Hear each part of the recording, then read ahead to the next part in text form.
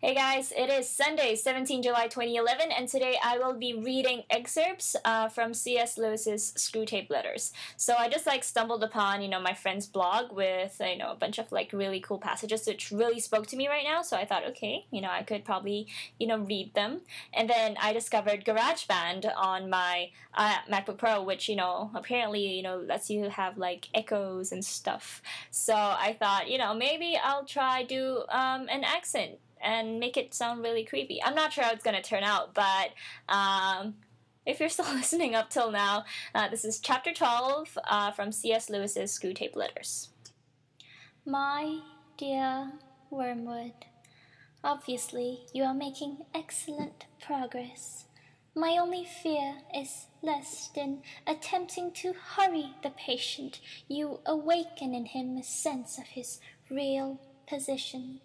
For you and I, who see that position as it really is, must never forget how totally different it ought to appear to him. We know that we have introduced a change of direction in his course, which is already carrying him out of his orbit around the enemy. But he must be made to imagine that all the choices which have effected this change of course are trivial and revocable. He must not be allowed to suspect that he is now, however slowly, heading right away from the sun on a line which will carry him into the cold and dark of utmost space. For this reason, I am almost glad to hear that he is still a churchgoer and a communicant. I know there are dangers in this, but anything is better than he should realize the break it has made with the first months of his Christian life. As long as he retains externally the habits of a Christian, he can still be made to think of himself as one who has adopted a few new friends and amusements, but whose spiritual state is much the same as it was 6 weeks ago. And while he thinks that, we do not have to contend with the explicit repentance of a definite, fully recognized sin, but only with his vague, though uneasy feeling that he hasn't been doing very well lately. This dim uneasiness needs careful handling. If it gets too strong, it may wake him up and spoil the entire game. On the other hand, if you suppress it entirely, which, by the way, the enemy will probably not allow you to do, we lose an element in the situation which can be turned to good account. If such a feeling is allowed to live, but not allowed to become irresistible and flower into real repentance, it has one invaluable tendency. It increases the patient's reluctance to think about the enemy.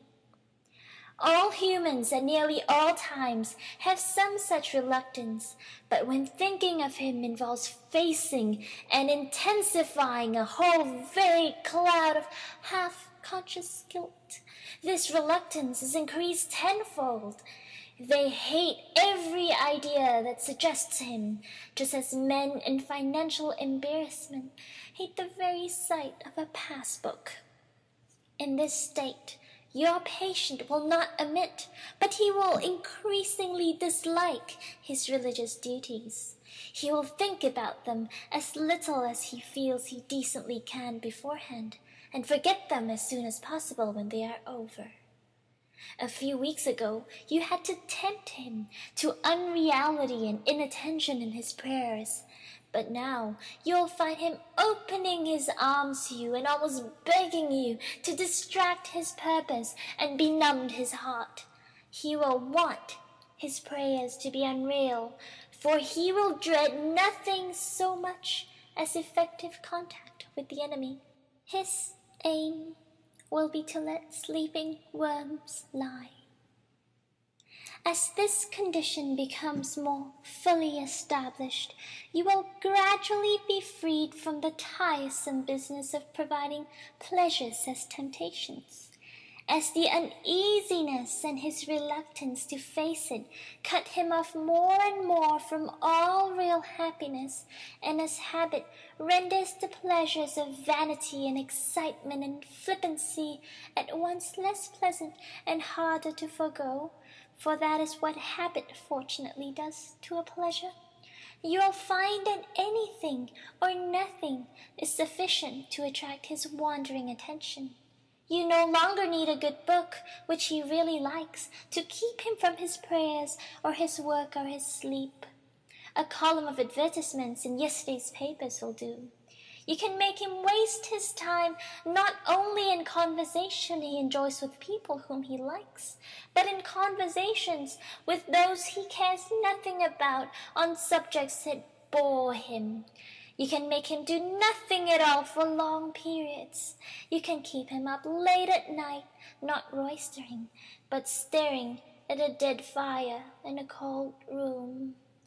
All the healthy and outgoing activities which we want him to avoid can be inhibited, and nothing is given in return, so that at last he may say, as one of my own patients said on his arrival down here, I now see that I spent most of my life in doing neither what I ought nor what I liked. The Christians describe the enemy as one without whom nothing is strong, and nothing is very strong, strong enough to steal a man's best years, not in sweet sins, but in a dreary flickering of the mind over it knows not what and knows not why, but in the gratification of curiosity so feeble that the man is only half aware of them, in drumming of fingers and kicking of heels, in whistling tunes that he does not like, or in the long, dim labyrinth of reveries that have not even lust or ambition to give them a relish, but which, once chance association has started them, the creature is too weak and fuddled to shake off. You will say that these are very small sins, and doubtless, like all young tempters, you are anxious to be able to report spectacular wickedness. But do remember, the only thing that matters is the extent to which you separate the man from the enemy. It does not matter how small the sins are, provided that their cumulative effect is to edge the man away from the light and out into the nothing. Murder is no better than cards if cards can do the trick. Indeed, the safest road to hell is the gradual one, the gentle slope, the soft underfoot, without sudden turnings, without milestones, without signposts. Your affectionate uncle, Screwtape. Okay, so that took just about forever, and my throat really hurts from speaking in that like weird high-pitched thing.